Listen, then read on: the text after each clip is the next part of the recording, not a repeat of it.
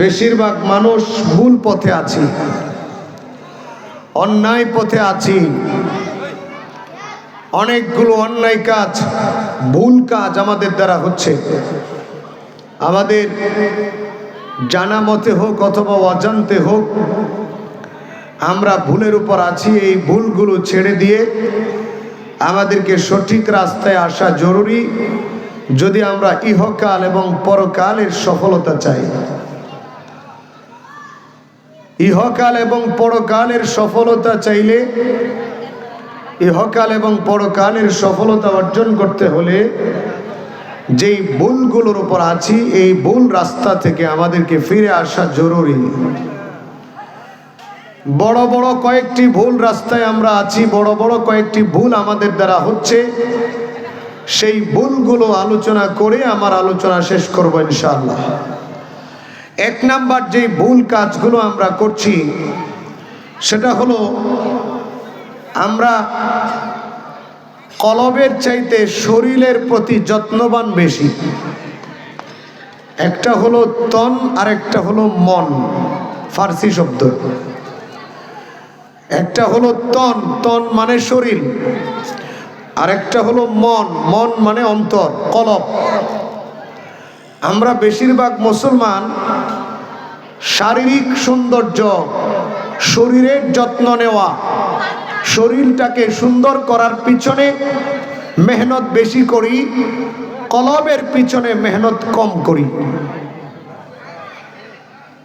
উদাহরণস্বরূপ, আমরা প্রত্যেকেই আমাদের শরীরের যত্ন নেই, চেহারার যত্ন নেই, চুলের যত্ন নেই, দাড়ির যত্ন নেই, পুরা বডির যত্ন নেই।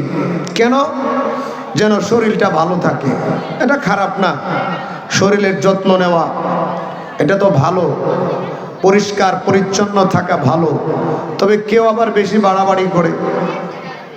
হ্যাঁ, অনেক দামি দামি perfume, cream, powder, face wash, shampoo, এগুলোর পিছনে অনেক বেশি অপচয় করে। আবার অনেকে যাদের কাছে বেশি টাকা আছে, তারা যেন চামড়া খুঁচকিয়ে না যায়, চামড়া যেন ভাঁজ না পড়ে, এজন্য অনেক দামি দামি মেডিসিন ব্যবহার করে, যেন 70 বছর বয়সেও 30 বছরের যুবক মনে হয়। এজন্য কোটি কোটি টাকা শরীরের পিছনে খরচ করি। তো শরীরের পিছনে আমাদের মেহনত বেশি, কিন্তু অন্তরের পিছনে আমাদের মেহনত কম। আমরা শরীরকে যেভাবে যত্ন করি, অন্তরটাকে সেইভাবে যত্ন করি না। শরীরের উন্নতি যেমন কামনা করি, অন্তরের উন্নতি কামনা করি না। অথচ শরীরের উন্নতি 1 পয়সার কাজে আসবে না অন্তর যদি উন্নত না হয়। কথা বলেন ঠিক কিনা? আজকে অন্তর ভালো না, অন্তর উন্নত না বিদায় আজকের সমাজে তো হিংসা, বিদ্বেষ, মারামারি, খুনাখুনি। আজকে অন্তরের মধ্যে শয়তানের বাসা, আল্লাহর বাসা নাই। অন্তরের মধ্যে দুনিয়ার মহব্বত, আখিরাতের মহব্বত নাই। অন্তরের মধ্যে দুনিয়ার চাকচিক্যের প্রতি মহব্বত, জান্নাতের প্রতি আশা নাই। অন্তরের মধ্যে শয়তান জায়গা করে নিয়েছে, আল্লাহর জায়গা কম। অথচ অন্তর হলো মানুষের আসল জিনিস। অন্তর ঠিক তো সব ঠিক, কলব ভালো তো শরীর ভালো। কলব ছাড়া এই 3.5 হাত বডির 1 পয়সার দাম নাই। কথা বলেন ঠিক কিনা? আল্লাহর নবী বলেছেন, ইদা সলুহাত সলুহাল জাসাদু কুল্লু ওয়া ইদা ফাসাদাত ফাসাদাল জাসাদু কুল্লু। যে তোমাদের অন্তরের অবস্থা যদি ভালো হয়, কলবটা যদি ভালো হয়, তাহলে মনে করবা সমস্ত শরীর ভালো। আর কলব যদি নষ্ট হয়, সমস্ত শরীর নষ্ট হয়ে যাবে। এজন্য কলবের পিছনে মেহনত করা দরকার। আমরা ভুল পথে আছি, আমরা শুধু শরীরের পিছনে মেহনত করি, শুধু শরীরের যত্ন নেই, শুধু শরীরটাকে সুন্দর রাখার চেষ্টা করি, কলবটাকে সুন্দর করার চেষ্টা করি না। অথচ আল্লাহ রাব্বুল আলামিন পবিত্র কোরআনুল কারীমের মধ্যে ডাক দিয়ে বলছেন যে ভালো কলব ছাড়া তো তুমি জান্নাতেও যাইতে পারবা না। আল্লাহ রাব্বুল আলামিন বলেন, ইয়াউমা লা ইয়ানফাউ মালু ওয়ালা বানুন ইল্লা মান আতাল্লাহা বিকলবিন সালিম। আল্লাহ রাব্বুল আলামিন বলেন, হে পৃথিবীর মানুষ শুনে রাখো, কাল কিয়ামতের ময়দানে আমি আল্লাহর দরবারে নিজের টাকা পয়সা, নিজের সন্তানাদি গুলো কাজে আসবে না। ইল্লা মান আতাল্লাহা বিকলবিন সালিম, তবে তারাই জান্নাতি হবে যারা কলবে সালিম তথা পবিত্র একটা অন্তর নিয়ে, ত্রুটি মুক্ত একটা কলব নিয়ে আমি আল্লাহর দরবারে হাজির হবে। তারাই কাল কিয়ামতের ময়দানে মুক্তি পাবে। আল্লাহ বলছেন কলব ভালো হতে হবে। কলব যদি ভালো হয় তাহলে তুমি জান্নাতে যেতে পারবে, সফলতা অর্জন করতে পারবে। আর কলব যদি ভালো না হয় তাহলে 3.5 হাত বডির 1 পয়সার দাম নাই। এটা তো পোকামাকড় খেয়ে ফেলবে। কথা বলেন ঠিক কিনা? এই 3.5 হাত বডি, যেটার পিছনে এত মেহনত, যার পিছনে এত যত্ন, যাকে এত গুরুত্ব দিয়ে কোটি কোটি টাকা খরচ করি, লক্ষ লক্ষ টাকা খরচ করি, সারাটা সময় ব্যয় করি, আরে আজকে মরে দেখি 24 ঘন্টা যেতে না যেতে এই বডি নষ্ট হয়ে যাবে, এই শরীর নষ্ট হয়ে যাবে। আরো কিছু সময় গেলে হাড্ডি থেকে গোশতগুলো আলাদা হয়ে যাবে। আরো কিছু সময় গেলে পোকা মাকড় ধরবে, দুর্গন্ধ বের হবে। এই বডির 1 পয়সার দাম থাকবে না। কলিজার টুকরা সন্তান এই বডি দেখতে পারবে না, স্ত্রী ওই বডি দেখতে পারবে না, ভাই বেরাদর, বন্ধু বান্ধব, আত্মীয় স্বজন, মা বাবা বলেন কেউ এই বডিকে পছন্দ করবে না, এই শরীর পছন্দ করবে না। সবাই দূর থেকে নাকের মধ্যে কাপড় দিয়া বলবে এই লাশটা দুর্গন্ধ, শরীরটা এখান থেকে সরাও। সবাই অপছন্দ করবে। কথা বলেন ঠিক কিনা? আল্লাহও অপছন্দ করবেন যদি অন্তর ভালো না থাকে। আর যদি অন্তর ভালো থাকে, শরীর ভালো না, শরীর দেখতে সুন্দর না, শরীর দেখতে গঠন প্রণালী ভালো না, আঁকা বাঁকা বডি, আঁকা বাঁকা শরীর, খাটো মানুষ, দেখতে তেমন সুন্দর না, কিন্তু কলব যদি সুন্দর হয়, মৃত্যুবরণ করার পরে আল্লাহ রাব্বুল আলামিন এই 3.5 হাত বডিকে 60 হাত, আরেক বর্ণনায় আসছে 60 গজ লম্বা বানায়া, এই কলবটার কারণে, উত্তম হৃদয়ের কারণে, উত্তম কলবের কারণে আল্লাহ পাক দুনিয়ার এই বডিটাকে চেঞ্জ করে আল্লাহ রাব্বুল আলামিন 60 গজ একটা সুন্দর বডি দিয়া আল্লাহ রাব্বুল আলামিন জান্নাতে পাঠিয়ে দিবেন। আর যদি কলব ভালো না থাকে তাহলে এই বডি ভয়ঙ্কর একটা বডি হয়ে যাবে, কুচকুচে কালো, এবং শরীরের গঠন প্রণালী হবে একেবারে বিশ্রী।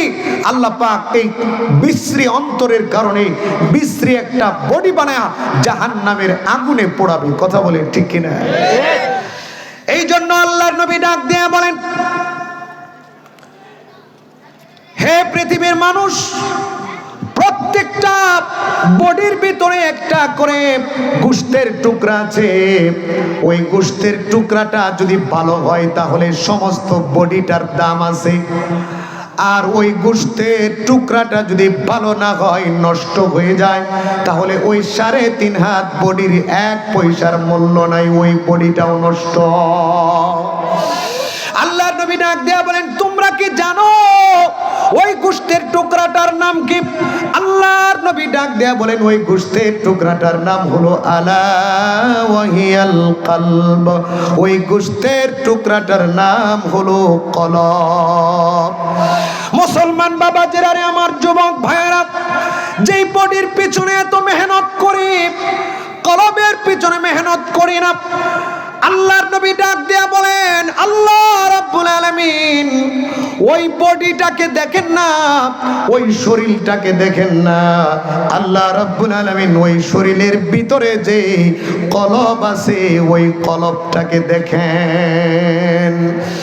আল্লাহর নবী ডাক দেয়া বলেন, ইন্নাল্লাহা লা ইয়ানজুরু ইলা সুওয়ারিকুম ওয়ালা ইলা আজসামিকুম ওয়ালাকিন ইয়ানজুরু ইলা কুলুবিকুম ওয়া আমালিকুম। আল্লাহর নবী রাহমাতুল লিল আলামিন ডাক দেয়া বলেন, নিশ্চয় আল্লাহ রাব্বুল আলামিন কলবের দিকে তাকান, তোমাদের বডির দিকে তাকান না, তোমাদের শরীরের দিকে তাকান না, তোমাদের রূপ সৌন্দর্যের দিকে তাকান না। আল্লাহ রাব্বুল আলামিন তাকান তোমার কলবটা কেমন। তোমার কলব যদি পবিত্র হয়, তোমার কলব যদি ভালো হয়, তাহলে তুমি আল্লাহর কাছে ভালো। মুসলমান বাবাজিরা, আমার যুবক ভাইয়েরা, খুতুবাতে জুলফিকারের মধ্যে আল্লামা জুলফিকার আলী নকশবন্দি দামাত বারাকাতুহুম একটা ঘটনা এনেছেন। একজন আল্লাহর ওলি রাস্তা দিয়া যায়, দোনো পাশে পানি, চিকন একটা রাস্তা, সামনে দিয়ে একটা কুকুর আসতেছে। আল্লাহ ওয়ালা আর ওই কুকুরটা মুখোমুখি হয়ে গেছে। ছোট্ট একটা রাস্তা, চতুর্পাশে পানি আর পানি, ডানেও পানি বামেও পানি। ডানের পানিগুলো নষ্ট, দুর্গন্ধ, নাপাক পানি, বামের পানিগুলো নাপাক পানি। এবার আল্লাহ ওয়ালা এবং কুকুর যখন মুখোমুখি হয়ে গেল, আমাদের স্বাভাবিকভাবে আমরা কুকুরকে দমক দেয়া বলি, কুকুর সরে যা, আমাকে রাস্তা করে দে। ওই আল্লাহ ওয়ালা কুকুরটাকে দমক দেয়া রাস্তা থেকে সরে দিতে বললেন। কুকুরটাকে ধমকাইতে লাগলেন, কুকুরটা সরে না। আল্লাহ ওয়ালা কুকুরটাকে জোরে জোরে ধমক দিতে লাগলেন, আর মনে মনে ভাবতে লাগলেন, কুকুরটা তো নিকৃষ্ট আর আমি হইলাম দামি, সুতরাং আমি পানিতে নামবো না, কুকুরটাকে পানিতে নামাবো। আমার কাপড়গুলো, আমার জুব্বাটা ময়লা হয়ে যাবে, আমার কাপড়টা ময়লা হয়ে যাবে, সুতরাং আমি রাস্তা থেকে নামবো না, কুকুরটাকে যেমনে হোক আমি রাস্তা থেকে নামাবো, কারণ আমি হইলাম মানুষ, সে হলো কুকুর। আল্লাহ রাব্বুল আলামিন কুকুরের জবান খুলে দিলেন। কুকুরটা ডাক দেয়া বলে, হে মানুষ, তুমি হয়তো আমাকে মনে মনে ঘৃণা করছো, মনে মনে ঘৃণা করে আমাকে রাস্তা থেকে নিচে নামানোর জন্য ধমকাচ্ছ। কুকুরের জবান খুলে গেল। কুকুরটা ডাক দেয়া বলে, হে মানুষ, তোমার শরীরের কাপড়গুলো হয়তো দামি হতে পারে, এই কাপড়গুলোর মধ্যে নাপাক লাগলে এই নাপাক কাপড়গুলো সাবান দ্বারা ধৌত করলে, পাউডার দ্বারা ধৌত করলে পরিষ্কার হয়ে যাবে, কিন্তু তোমার মনের মধ্যে যদি অহংকার থাকে, তোমার কলবের মধ্যে যদি নাপাকি থাকে, ওই নাপাকি সাবান দ্বারা ধুইলে হবে না, ওই নাপাক পাউডার দ্বারা ধুইলে তুমি পরিষ্কার করতে পারবে না। কুকুরটা আল্লাহওয়ালাকে বুঝায় দিল, সাবধান, অহংকার করা যাবে না, কলবের মধ্যে ময়লা রাখা যাবে না, আমিও আল্লাহর মাখলুক, আমি আল্লাহর মাখলুকটাকে তুমি অপমান করতে পারো না। কুকুর একজন আল্লাহওয়ালাকে সবক দিচ্ছে যে দেখো, কাপড়ের মধ্যে ময়লা লাগলে এটা পরিষ্কার করা যায়, কিন্তু অন্তরে ময়লা থাকলে সেটা সাবান দিয়ে আর পাউডার দিয়ে পরিষ্কার করা যায় না। তোমার মনের মধ্যে অহংকার আছে, এই অহংকার থাকা যাবে না। আজকে অনেক মুসলমানের মনের মধ্যে দেখা যায় অহংকার, হুজুরের মনের মধ্যে অহংকার, পাবলিকের মনের মধ্যে অহংকার, নেতার মনের মধ্যে অহংকার। একজন আরেকজনকে দেখতে পারে না, এক ভাই আরেক ভাইকে দেখতে পারে না, এক মহিলা এক বোন আরেক বোনকে দেখতে পারে না, এক হুজুর আরেক হুজুরকে দেখতে পারে না, এক ব্যবসায়ী আরেক ব্যবসায়ীকে দেখতে পারে না, এইভাবে এক চাকরিজীবী আরেক চাকরিজীবীকে দেখতে পারে না, এক দলের মানুষ আরেক দলের মানুষকে দেখতে পারে না। অহংকারে ভরা, কলব নষ্ট হয়ে আছে। কথা বলেন ঠিক কিনা? অহংকার করা যাবে না। অহংকার এটা কলবের বড় একটা রোগ। আল্লাহর নবী ডাক দিয়ে বলেন, লা ইয়াদখুলুল জান্নাতা মান কানা ফি কলবিহি মিসকালা যাররাতিন মিন কিবর। আল্লাহর নবী ডাক দেয়া বলেন, যার অন্তরে, যার কলবের মধ্যে বিন্দু পরিমাণ, জাররা পরিমাণ অহংকার আছে, ওই মুসলমানটা জান্নাতে প্রবেশ করতে পারবে না। যার অন্তরে বিন্দু পরিমাণ অহংকার আছে, সে জান্নাতে যাবে না। জান্নাতে যাবে না, মানে সে মুসলমান হলেও এই কিবিরের কারণে লম্বা সময় তাকে জাহান্নামের আগুনে জ্বলতে হবে। বলে নাউজুবিল্লাহ।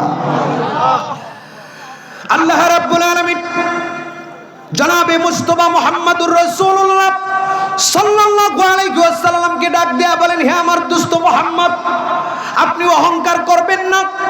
অথচ আল্লাহর নবীর ভিতরে বিন্দু পরিমাণ অহংকার ছিল না। আল্লাহর নবী এতটা নিরহংকার ছিলেন। আল্লাহর নবী এবং সাহাবায়ে কেরাম যদি বসা থাকতেন, একজন অপরিচিত মানুষ যারা আল্লাহর নবীকে চিনে না তারা আয়েশা দেখতো এবং নবীজিকে চিনতে পারে নাই, লোকজনকে জিজ্ঞাসা করে চিনতো যে মুহাম্মদ কে। এমন ভাবে নবীজি বসতেন, এমন ভাবে নবীজি চলতেন, এমন পোশাক পরিধান করতেন, কোনো ভাবসাব ছিল না, কোনো হামদাম ছিল না, কোনো অহংকার ছিল না, কোনো বাড়াবাড়ি ছিল না। পোশাকের দিক থেকে, আচরণের দিক থেকে কোনো অহংকার ছিল না, যার কারণে অপরিচিত মানুষগুলো চিনতেই পারত না মুহাম্মদ কে। 10-12 জন সাহাবী একসাথে বসা থাকলে নবীজির সাথে অপরিচিত মানুষগুলো চিনতে কষ্ট হয়ে যেত মুহাম্মদ কে। কারণ মুহাম্মদ আরবি সবার সাথে মিলে জুলে বসতেন, আলাদা উঁচু জায়গায় ভাবসাব নিয়ে বসতেন না। আমরা যেমন অহংকারের সাথে ভাব নিয়ে বসি, কথা বলেন ঠিক কিনা? আমাদের মধ্যে একটা ভাবসাব আছে না নাই? অথচ আমাদের কি আছে যে এত ভাব, কি আছে এত অহংকার, কি আছে এত গরম, কি আছে যে এত ভাব নেই আমরা। অথচ আল্লাহর নবী ছিলেন পুরা জাহানের বাদশা, আল্লাহর নবী ছিলেন সাইয়্যিদুল কাউনাইন, আল্লাহর নবী ছিলেন সমস্ত নবীদের সর্দার, আল্লাহর নবী হলেন আল্লাহর পরে সবচাইতে দামি। সে আল্লাহর নবীর মধ্যে কোনো অহংকার নাই। আর আল্লাহ পাক সেই নবীকে বলতেছে সাবধান, অহংকার করবেন না। এটা বলার উদ্দেশ্য হলো, আল্লাহর নবীকে বলার উদ্দেশ্য হলো আল্লাহর নবীর উম্মত যারা আছে, মুসলিম যারা আছে, তারাও যেন অহংকার না করে। আল্লাহ রাব্বুল আলামিন নবীজিকে ডাক দেয়া বলেন, ওয়ালা তামশি ফিল আরদি মারাহা। হে আমার দোস্ত মুহাম্মদ, আপনি যখন রাস্তা দিয়ে চলবেন তখন অহংকার করে চলবেন না, সিনা টান করে, বুকটা টান করে হাঁটবেন না, লঙ্গিটাকে টাকনুর নিচে রাইখা মাস্তানের মতো হাঁটবেন না, নম্র ভদ্রভাবে বিনয়ের সাথে হাঁটবেন। আল্লাহ রাব্বুল আলামিন নবীজিকে ডাক দেয়া বলেন, হে আমার দোস্ত মুহাম্মদ, কেন আপনি অহংকার করবেন? কেন আপনি গরম দেখাবেন? আপনি কত বড় ক্ষমতাবান হয়ে গেছেন, আপনার এত ক্ষমতা হয় নাই যে আপনি অহংকার করবেন। আপনি তো পাহাড়ের চাইতেও উঁচা হতে পারেন নাই, আপনি তো জমিন বিদীর্ণ করতে পারবেন না। ইন্নাকা লান তাখরিকাল আরদা ওয়া লান তাবলুগাল জিবালা তুলা। আল্লাহ রাব্বুল আলামিন ডাক দেয়া বলেন, হে আমার দোস্ত মুহাম্মদ, আপনি কেন অহংকার করবেন? আপনার শরীরে তো এত ক্ষমতা নাই, এত শক্তি নাই যে আপনি মাটি বিদীর্ণ করে ভিতরে ঢুকতে পারবেন। আপনার শরীরে তো এত শক্তি নাই যে আপনি পাহাড়ের চাইতে লম্বা হয়ে গেছেন। আপনি আমার পাহাড়ের চাইতেও লম্বা হতে পারেন নাই। আপনি জমিন বিদীর্ণ করে ভিতরেও ঢুকতে পারবেন না, এতটুকু ক্ষমতা আপনার মধ্যে নাই। সুতরাং কেনই বা আপনি অহংকার করবেন?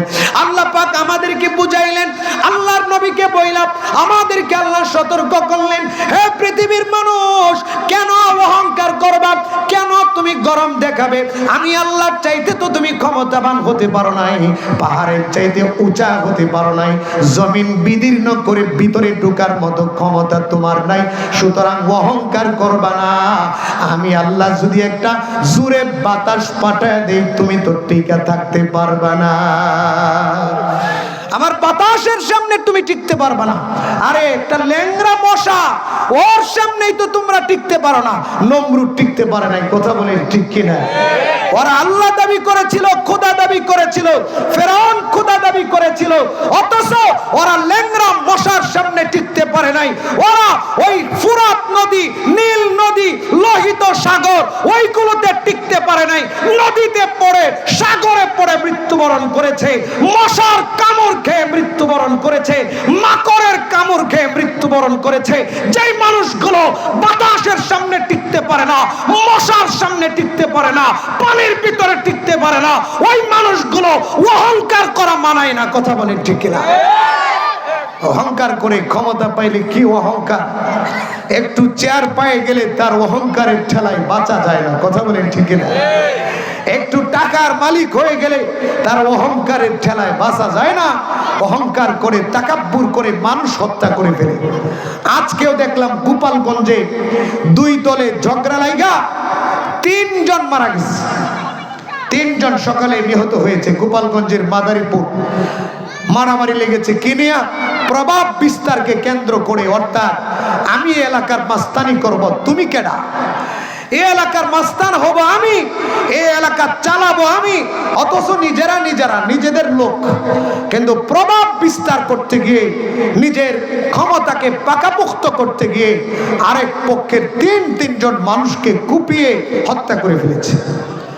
এইভাবে প্রতিনিয়ত আমরা প্রভাব বিস্তার করার জন্য, নিজের ক্ষমতাকে পাকাপোক্ত করার জন্য আরেকজনকে ছোট মনে করে, নিজেকে বড় মনে করে আমরা অন্যায় করে যাচ্ছি।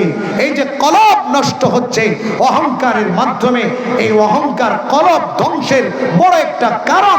কলবের বড় একটা রোগ হলো অহংকার করা। এজন্য অহংকার করা যাবে না। আল্লাহ পাক আমাদেরকে অহংকার নামক সমস্ত, এই অহংকার নামক বড় গুনাহ থেকে, কবিরা গুনাহ থেকে আল্লাহ যেন হেফাজত করেন। সবাই বলে আমিন। তো বলছিলাম কলবের পিছনে মেহনত কম, অথচ কলবই হলো সবচেয়ে দামি। কলবের ময়লা পরিষ্কার করা সবচেয়ে গুরুত্বপূর্ণ। শরীরের ময়লা এটা তো পরিষ্কার হয়ে যায়, কিন্তু কলবের ময়লা এটা পরিষ্কার হয় না। এই জন্য কলবের পিছনে মেহনত করা দরকার বেশি। শরীরের যত্ন নিব, শরীরের যত্নের চাইতে কলবের যত্ন বেশি নিতে হবে। কারণ কলবই হলো আমাদের এই 3.5 হাত বডির জন্য চাকা, কলবই হলো আমাদের এই 3.5 হাত বডির জন্য ইঞ্জিন। এই জন্য কলবটাকে সুন্দর করতে হবে, কলবটাকে পবিত্র করতে হবে, কলবের মধ্যে আল্লাহর জায়গা করতে হবে, কলবের মধ্যে শয়তানের যে বাসা ওইটাকে দূর করতে হবে। আজকে আমরা ভুল পথে আছি, আমরা শরীরের পিছনে মেহনত করছি কিন্তু কলবের পিছনে মেহনত করি না। আল্লাহ রাব্বুল আলামিন বলেন, যাদের কলবটা সুন্দর হয়ে যাবে, যাদের কলবটা পবিত্র হয়ে যাবে, কলবের পিছনে মেহনত করে যারা কলবটাকে পবিত্র করবে, মৃত্যুর পূর্বে আল্লাহর ফেরেশতারা তাদের কানে কানে আইসা আল্লাহর পক্ষ থেকে সালাম বলে আর বলে, ইয়া আইয়াতুহান নাফসুল মুতমাইন্না ইরজিই ইলা রাব্বিকি রাদিয়াতাম মারদিয়া ফাদখুলি ফি ইবাদি ওয়াদখুলি জান্নাতি। আল্লাহ রাব্বুল আলামিন ফেরেশতাদের মাধ্যমে যাদের কলবটা ভালো, যাদের অন্তর ভালো, আল্লাহ রাব্বুল আলামিন ফেরেশতাদের মাধ্যমে তাদের কাছে সংবাদ পাঠিয়ে দেন। ফেরেশতারা কানে কানে যায় বলে, হে প্রশান্ত মন, তুমি তো, তোমার কলবটা তো ভালো, তুমি নেক আমল করার মাধ্যমে তোমার কলবটাকে পবিত্র করেছ। এবার আল্লাহ রাব্বুল আলামিন তোমাকে সুসংবাদ দিচ্ছেন, ইরজিই ইলা রাব্বিকি রাদিয়াতাম মারদিয়া। আল্লাহ বলছেন, হে প্রশান্ত মন, তুমি তোমার প্রভুর দিকে সন্তুষ্ট চিত্তে, এবং তোমার প্রভু তোমার প্রতি সন্তুষ্ট আছে, তুমি তোমার প্রভুর দিকে ফিরে আসো। তুমি মৃত্যুবরণ কইরা তুমি জান্নাতের মেহমান হয়ে যাও, তুমি আল্লাহর গোলামদের অন্তর্ভুক্ত হয়ে যাও। তোমার জন্য অপেক্ষা করছে আল্লাহ রাব্বুল আলামিনের জান্নাত। বলুন সুবহানাল্লাহ। আল্লাহর বানানো জান্নাত তোমার জন্য অপেক্ষা করছে। সুতরাং তুমি আল্লাহর গোলাম হয়ে যাও, আল্লাহর জান্নাতের মেহমান হয়ে যাও। আসো, এই দুনিয়াত আর থাকার দরকার নাই, তুমি জান্নাতের দিকে চলে আসো। যাদের কলব ভালো হবে। তো আমাদের এক নাম্বার বড় ভুল হলো আমরা শরীরের পিছনে মেহনত করি কিন্তু কলবের পিছনে মেহনত করি না। এখন থেকে কলবের পিছনে মেহনত করব, কলবটাকে সুন্দর করব, কলবের ময়লাগুলো দূর করব। কলবটা হলো, মুফাসসিরিনে কেরাম বলেছেন, কলবটা হলো হাতের তালুর মতো। উদাহরণস্বরূপ এই কলবের মধ্যে ময়লা আবর্জনা পড়ে এই কলবের মধ্যে জং ধরে যায়, এই কলবটা শক্ত হয়ে যায়। হৃদয় যখন শক্ত হয়ে যায় তখন ভালো কথা কান দিয়ে ঢুকে না, গুনাহ করতে মনে চায়, নেক আমল করতে মনে চায় না। ওই যে বনি ইসরাইলের মতো, বনি ইসরাইলের মানুষের অন্তরগুলো গুনাহ করতে করতে শক্ত হয়ে গিয়েছিল। আল্লাহ রাব্বুল আলামিন ডাক দিয়ে বলেন, সুম্মা কাসাত কুলুবুকুম মিন বাদি যালিকা ফাহিয়া কাল হিজারা আও আশাদ্দু কাসওয়া। আল্লাহ ডাক দিয়ে বলে, আরে তোমাদের কলব তো পাথরের মতো শক্ত। আল্লাহ বলে, না না, পাথরের চাইতে বেশি শক্ত।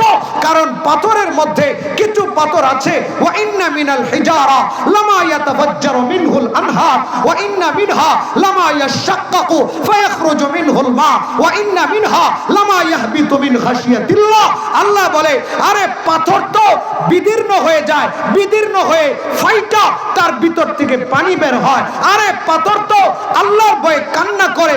আরে পাথর তো ওই উপর থেকে গড়ায়া নিচে পড়া যায়, সব কিছু আল্লাহর ভয়ে করে। ওই যে আমরা দেখি পাথর থেকে ঝর্ণা বের হয়, আল্লাহ বলছে এমনিতেই না, আমি আল্লাহকে ভয় কইরা ওই পাথর কান্না করে। আল্লাহ বলে, পাথর থেকে যে ফাইটা ফাইটা পানি বের হয় এমনিতেই না, ওরা আমি আল্লাহকে ভয় কইরা ওরা কান্না করে। আরে তোমরা যে দেখো পাহাড় থেকে বড় বড় পাথর নিচে গড়ায় পড়া যায়, এমনিতে পড়া যায় না, ওরা আমি আল্লাহকে ভয় কইরা কানতে কানতে আমি আল্লাহর জাহান্নামের আগুনের ভয়ে ওরা গড়ায় পড়া যায়। আর তোমরা তো পাথরের চাইতেও নিকৃষ্ট, পাথরের চাইতেও শক্ত। ওর ভিতরে হৃদয় নাই, ওর ভিতরে আকল নাই, তোমাদের ভিতরে আকল আছে। এরপরে তোমরা আমার ভয়ে কান্না করো না, জাহান্নামের ভয়ে কান্না করো না। তোমরা তো পাথরের চাইতেও আরো শক্ত। আমরা তো পাথরের চাইতে আরো শক্ত। কথা বলেন ঠিক কিনা? পাথর আল্লাহকে ভয় পায় কিন্তু আমরা ভয় পাই না। পাথর আল্লাহর ভয়ে কান্না করে, আমরা আল্লাহর ভয়ে কান্না করি না। এজন্য ওই কলব বানাইতে হবে, কলবের পিছনে মেহনত করতে হবে। শরীরের পিছনে যেমন মেহনত করি, কলবের পিছনে তার চাইতে বেশি মেহনত করতে হবে। কারণ কলবটা হলো সব কিছুর মূল, কলবটা হলো ইঞ্জিন। এই জন্য ইঞ্জিনটাকে ভালো রাখতে হবে। কথা বলেন ঠিক কিনা? আজকে আমাদের কলবের ভিতরে আল্লাহর মহব্বত নাই, আল্লাহর ভালোবাসা নাই, কলবের ভিতরে দিন নাই, শয়তান বাসা বেঁধে নিয়েছে।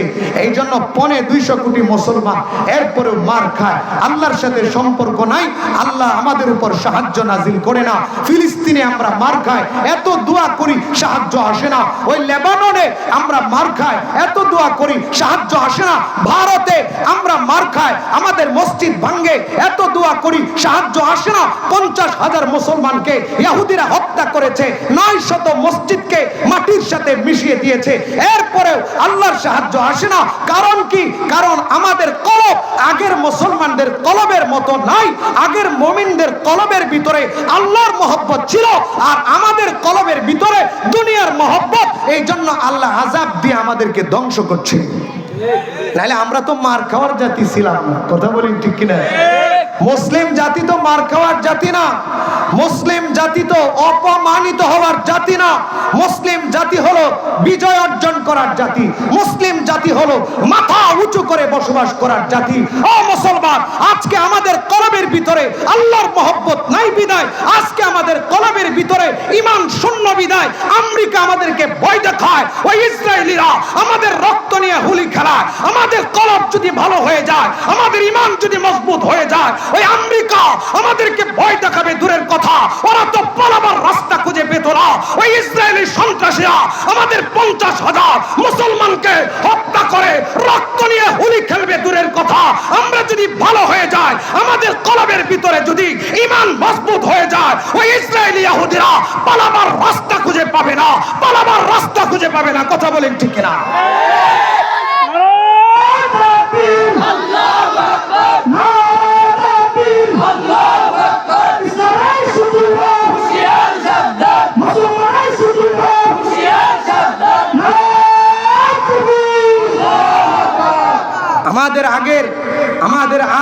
রাজনীতিবিদদের উপর আল্লাহর সাহায্য আসছে, সাহাবীদের উপর আল্লাহর সাহায্য আসছে, আফগানিস্তানের মোল্লাদের উপর আল্লাহর সাহায্য আসছে, ওই হিন্দুস্তানের আলেমদের উপর আল্লাহর সাহায্য আসছে, বদরি সাহাবীদের উপর আল্লাহর সাহায্য আসছে, খন্দকের সাহাবীদের উপর আল্লাহর সাহায্য আসছে, ইয়ারমুকের সাহাবীদের উপর আল্লাহর সাহায্য আসছে। বদরি সাহাবী মাত্র 313 জন, কাফের 1000, খন্দকের যুদ্ধে মুসলমান মাত্র 3000, কাফের 10,000, ইয়ারমুকের যুদ্ধে মুসলমান মাত্র 40,000, কাফের 2,40,000। আল্লাহ সাহায্য করেছেন, আমাদের নবীকে আল্লাহ হেফাজত করেছেন, মূসাকে ফেরাউনের হাত থেকে আল্লাহ হেফাজত করেছেন, খলিলুল্লাহ ইব্রাহিমকে আল্লাহ পাক নমরুদের হাত থেকে রক্ষা করেছেন, ইব্রাহিমের আগুনটাকে আল্লাহ পাক আসমানি সাহায্যের মাধ্যমে এয়ার কন্ডিশন বানিয়ে দিয়েছে। ইতিহাস আছে না নাই? আল্লাহর সাহায্য আমাদের উপর, কথা বলেন ঠিক কিনা? কিন্তু এখন সাহায্য আসে না কেন? না আসার কারণ হলো আমাদের কলব ভালো না, আল্লাহর সাথে সম্পর্ক ভালো না। মালিকের সাথে সম্পর্ক ভালো না থাকলে কর্মচারী বিপদে পড়লে মালিক সহযোগিতা করে না। দুনিয়ার মালিক আর কর্মচারীর হিসাবটা মিলে দেখেন, দুনিয়ার কর্মচারীর আর মালিকের হিসাবটা মিলে দেখেন। যেই কর্মচারী মালিকের সাথে ভালো সম্পর্ক রাখে না, মালিকের কথা মানে না, মালিকের কথা বারবার অমান্য করে, ওই কর্মচারী বিপদে পড়লে মালিক এড়ায় যায়, মালিক সহযোগিতা করে না। ওই আমরাও তো আল্লাহর গোলাম, আল্লাহর কর্মচারী, আমাদের মালিক হলেন আল্লাহ, আসমান জমিনের মালিক হলেন আল্লাহ, আমরা হলাম আল্লাহর গোলাম। আল্লাহ তো আমাদেরকে কাজ বলে দিয়েছেন, কথা মানার জন্য বলেছেন, আমরাও তো আল্লাহর কর্মচারী হিসেবে আল্লাহর কথা মানি না, মালিকের সাথে সম্পর্ক নষ্ট করেছি, বিপদে পড়লে আমাদের মালিক আল্লাহ সাহায্য করেন না। কথা পরিষ্কার, আমরাও মালিকের সাথে সম্পর্ক নষ্ট করেছি, মালিকও বিপদে পড়ছি, এখন সাহায্য করেন না। সম্পর্ক ভালো করি, দেখবো মালিক সাহায্য করবে, করেছেন মালিকের সাহায্য।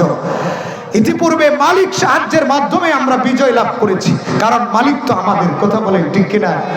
মালিক কাফেরদের না, এটা আমাদের মালিক। কাফেররা তো মালিককে বিশ্বাস করে না, ইহুদিরা তো মালিকের ইবাদত করে না, খ্রিস্টানরা তো মালিকের ইবাদত করে না, বৌদ্ধরা তো মালিকের ইবাদত করে না। আমরা তো মালিকের গোলাম, আমরা তো মালিকের কর্মচারী। মালিক আমাদের সম্পর্ক তৈরি করলে আমাদের মালিক আমাদেরকে সাহায্য করবে। যারা কাফের, মালিকের দুশমন, আল্লাহ ওদেরকে ধ্বংস করবে। কথা বলেন ঠিক কিনা? কবি ডাক দিয়ে বলেন, आज भी हो जो इब्राहिम का ईमान पैदा, आज भी हो जो इब्राहिम का ईमान पैदा, आग कर सकती है अंदाज़े गुलिस्ता पैदा। কবি ডাক দেয়া বলেন, আজকেও যদি আমাদের ঈমানটা ইব্রাহিম আলাইহিস সালাতু ওয়াস সালামের ঈমানের মতো মজবুত হয়ে যায়, আল্লাহ রাব্বুল আলামিন ইব্রাহিম আলাইহিস সালাতু ওয়াস সালামের আগুনটাকে যেমনি ভাবে এয়ার কন্ডিশন বানিয়ে দিয়েছেন, আমরাও যখন বিপদে পড়ব আমাদের মালিক আল্লাহ আমাদেরকে বিপদ থেকে উদ্ধার করবেন।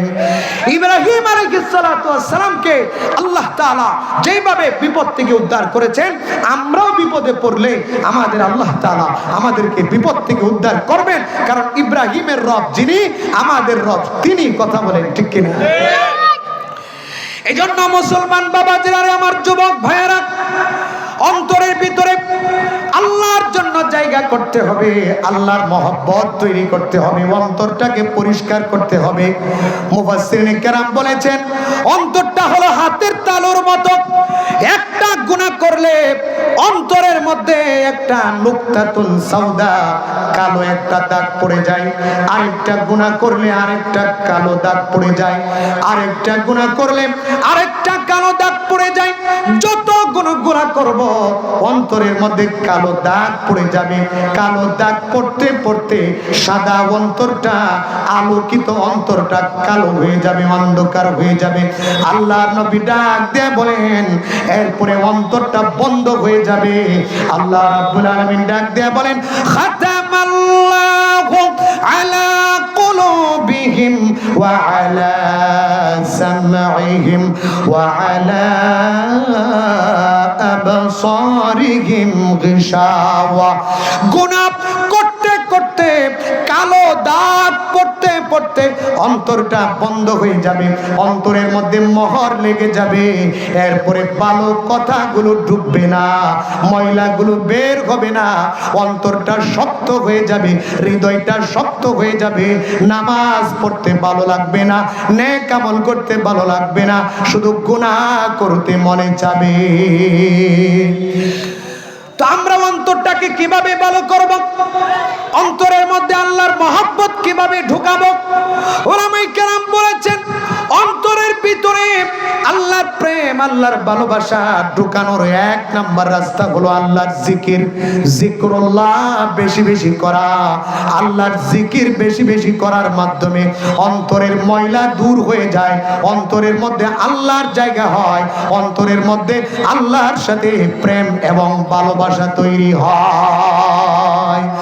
আল্লাহ রাব্বুল আলামিন পবিত্র কোরআনুল কারীমের মধ্যে ডাক দিয়া বলেন, ইন্নামাল মুমিনুনা আল্লাযীনা ইযা যুকিরাল্লাহু ওয়াজিলাত কুলুবুহুম ওয়া ইযা তুলিয়াত আলাইহিম আয়াতুহু যাদাতুহুম ঈমানা।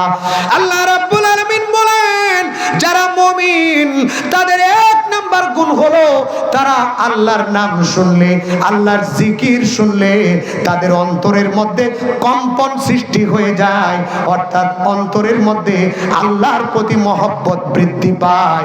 দুই নাম্বার হলো আল্লাহর কোরআনের তিলাওয়াত শুনলে তাদের ঈমানটা বৃদ্ধি পায়। এই জন্য উলামায়ে কেরাম বলেছেন, অন্তরের মধ্যে আল্লাহর প্রেম এবং ভালোবাসা তৈরি করতে হলে বেশি বেশি আল্লাহর জিকির করতে হবে।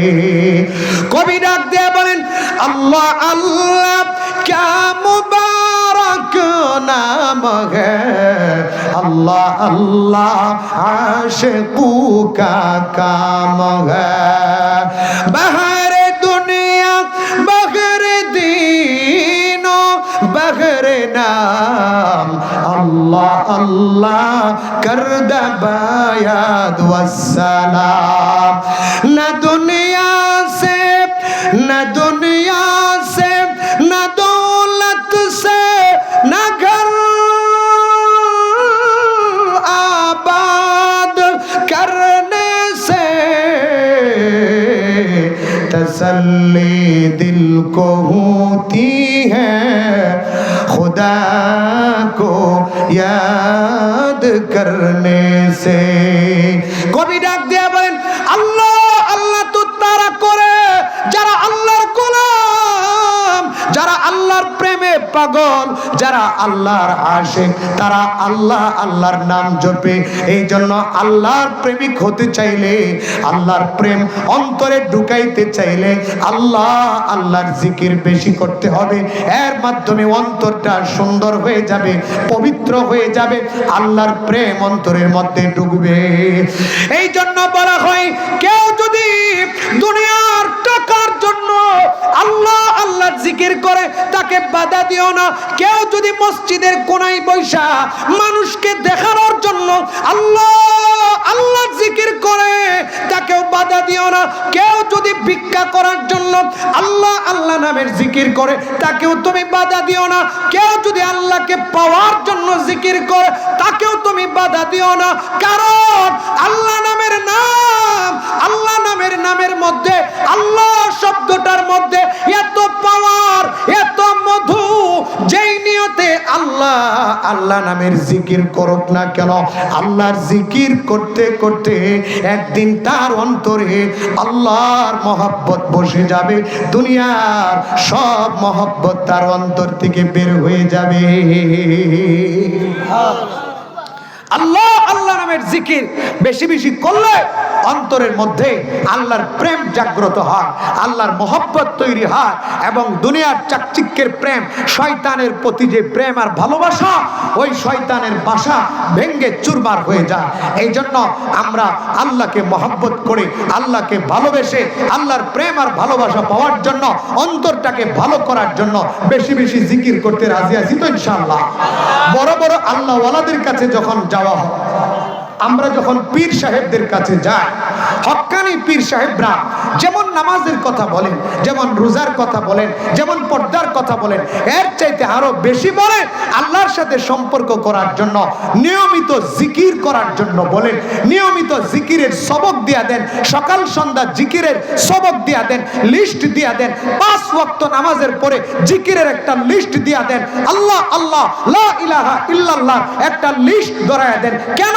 এই জিকিরের কারণে অন্তর ভালো হয়, কলবটা শুদ্ধ হয়, কলবটা পবিত্র হয়। আর কলব যার পবিত্র হবে তার সব পবিত্র হবে।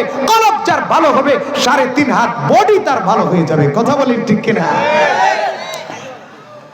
তো আমরা যে ভুলের মধ্যে আছি, 1 নাম্বার ভুল শরীরের যত্ন, এটা আমরা বেশি নিয়ে ফেলতেছি, কলবের যত্ন কম নিচ্ছি। শরীরের পিছনে মেহনত বেশি করতেছি, কলবের পিছনে মেহনত কম করছি। এই ভুল রাস্তা থেকে বের হইয়া আমরা শরীরের যত্নের চাইতে কলবের যত্ন বেশি নিব। শরীরের যত্ন তো নিব, কিন্তু কলবের যত্ন বেশি নিতে হবে। রাজি আছি না ইনশাআল্লাহ? 2 নাম্বার ভুল পথে আছি, সেটা হলো দুনিয়াকে আখিরাতের চাইতে প্রাধান্য দিচ্ছি। দুনিয়ার পিছনে মেহনত বেশি, আখিরাতের পিছনে মেহনত কম। এটা বড় আরেকটা ভুল। দুনিয়ার পিছনে মেহনত বেশি, আখিরাতের পিছনে মেহনত কম। এই কথাটাকে আমরা স্বীকার করি? স্বীকার করি? আমরা দুনিয়ার পিছনে মেহনত বেশি করছি, আখিরাতের পিছনে মেহনত করছি, এমনটা না? এমনই তো। বেশিরভাগ মুসলমান আমরা দুনিয়ার পিছনে মেহনত বেশি, আখিরাতের পিছনে মেহনত কম। অথচ দুনিয়াটা হলো আখিরাতের তুলনায় এত নগণ্য, এত নগণ্য। আল্লাহর নবী ডাক দিয়ে বলেন, মশা মাছির ডানা পরিমাণের চাইতেও দুনিয়াটা আল্লাহর কাছে নগণ্য। আল্লাহর নবী ডাক দিয়ে বলেন, লাউ কানাতিদ দুনিয়া তাদিলু ইনদাল্লাহি জানাহা বাউদাতিন মা সাকা কাফিরাম মিনহা শারবাতা মাইন আও কামা ক্বালা আলাইহিস সালাতু ওয়াস সালাম। আল্লাহর নবী ডাক দিয়ে বলেন, দুনিয়াটা যদি আল্লাহর কাছে মশা মাছির ডানা পরিমাণ মূল্য থাকতো, যে দুনিয়ার জন্য আমরা মানুষ খুন করি, যে দুনিয়ার ক্ষমতার জন্য আমরা মারামারি করি, রক্তারক্তি করি, যেই দুনিয়ার জন্য আমরা সব কিছু বিসর্জন দিচ্ছি, যেই দুনিয়ার পিছনে আমাদের জীবন যৌবন সব কিছুকে আমরা ধ্বংস করে দিচ্ছি, আল্লাহর নবী ডাক দেয়া বলেন, ওই দুনিয়ার মূল্য আল্লাহর কাছে এত কম, এত কম, মশা মাছির ডানা পরিমাণের চাইতেও কম। যদি এই দুনিয়ার মূল্য আল্লাহর কাছে মশা মাছির ডানা পরিমাণ হতো, আল্লাহর নবী ডাক দেয়া বলেন, তাহলে আল্লাহ পাক কাফেরদেরকে এই দুনিয়ার এক ঢুক পানি পান করার সুযোগ দিতেন না। আল্লাহর নবী বলছেন, আবারও বলছি, খেয়াল করে শুনেন। আল্লাহর নবী বলেন, তোমরা কাফেরদের টাকা পয়সা দেখা আফসুস করো, গুনাহগার পাপিষ্ট যে নামাজ পড়ে না হেতে বড় লোক, সুদ খায়া ঘুষ খায়া বড় লোক, কুফরি করে শিরিক করে বড় লোক, তুমি আফসুস করো, তাই না? একটাবার শোনো, আফসুস করার কিছু নাই। কারণ এই বড় লোকই, এই দুনিয়া, এই টাকা পয়সা, এই ব্যাংক ব্যালেন্স আল্লাহর কাছে মশা মাছির ডানা পরিমাণও মূল্য নাই। যদি এই দুনিয়া, টাকা পয়সা, চাকচিক্য এইগুলোর মশা মাছির ডানা পরিমাণ মূল্য থাকতো, আল্লাহ পাক একটা পাপিষ্টকে এই দুনিয়ার এক ডুব পানি পান করার সুযোগ দিতেন না। এক ডুব পানি পান করার সুযোগ পেত না পাপিষ্টরা। এই দুনিয়ার মূল্য নাই বিদায় আল্লাহ পাক তাদেরকে দুনিয়ার চাকচিক্য দিচ্ছেন, কিন্তু ওরা আখিরাতের সৌন্দর্য, আখিরাতের নিয়ামত, আখিরাতের চাকচিক্য থেকে ওরা বঞ্চিত হবে। কথা বলেন ঠিক কিনা? আল্লাহ নবী আরেক হাদিসের মধ্যে মধ্যে ইরশাদ ফরমান, দুনিয়াটা কত নগণ্য জানোনি? আল্লাহর নবী ডাক দিয়ে বলেন, একটা বিশাল বড় সাগর, যেই সাগরের গভীরতা সম্পর্কে কারো জানা নাই, যেই সাগরের দৈর্ঘ্য প্রস্থ সম্পর্কে কারো জানা নাই, কত হাজার বর্গ কিলোমিটার লম্বা, কত হাজার বর্গ কিলোমিটার প্রস্থ, কত হাজার বর্গ কিলোমিটার গভীরতা। এমন সাগর আছে যার গভীরতা এখনো পর্যন্ত কেউ মাপতে পারে নাই। প্রশান্ত মহাসাগর, আটলান্টিক মহাসাগর, বঙ্গোপসাগর, বড় বড় সাগর এই পৃথিবীর মধ্যে আল্লাহ বানিয়েছেন, যে সাগরের দৈর্ঘ্য প্রস্থ সম্পর্কে এখনো নিশ্চিতভাবে কেউ বলতে পারে নাই, যার শুরু আছে কিন্তু শেষ নাই। আল্লাহর নবী ডাক দেয়া বলেন, এমন একটা সাগরের মধ্যে যদি তোমরা তোমাদের আঙ্গুলটাকে ডুবিয়ে দাও, এরপরে আঙ্গুলটাকে উঠাও, আঙ্গুলের মাথার মধ্যে 1 ফোঁটা পানি আসবে। আল্লাহর নবী ডাক দেয়া বলেন, এই 1 ফোঁটা পানি হলো দুনিয়া, আর সেই বিশাল বড় সাগরটা হলো আখিরাত। বলেন আল্লাহু আকবার। বিশাল বড় সাগরটা হলো আখিরাত, আর 1 ফোঁটা পানি হলো দুনিয়া। দুনিয়ার জীবন, দুনিয়ার চাকচিক্য, দুনিয়ার ক্ষমতা, দুনিয়ার ব্যাংক ব্যালেন্স, হাজার হাজার কোটি টাকা, এই সব কিছু হলো 1 ফোঁটা পানি। আজকে 1 ফোঁটা পানির জন্য প্রভাব বিস্তার করার জন্য, আজকে ক্ষমতা দখল করার জন্য, আজকে সুখী হওয়ার জন্য সুদে ঘুষে হারাম পন্থায় আমরা দুনিয়ার পিছনে যে মেহনত করছি, আমরা যদি এর 100 ভাগের 1 ভাগ মেহনত আখিরাতের জন্য করতাম তাহলে কতই না ভালো হতো। দুনিয়ার জন্য যে মেহনত করছি 1 ফোঁটা পানির জন্য, সেই সাগরের, সে আখিরাতের জন্য, সাগর পরিমাণ আখিরাতের জন্য আমরা যদি একটু মেহনত করতাম তাহলে কতই না ভালো ছিল। অথচ আখিরাত হলো দামি, আখিরাত হলো মূল্যবান, সে আখিরাতের পিছনে আমাদের মেহনত নাই।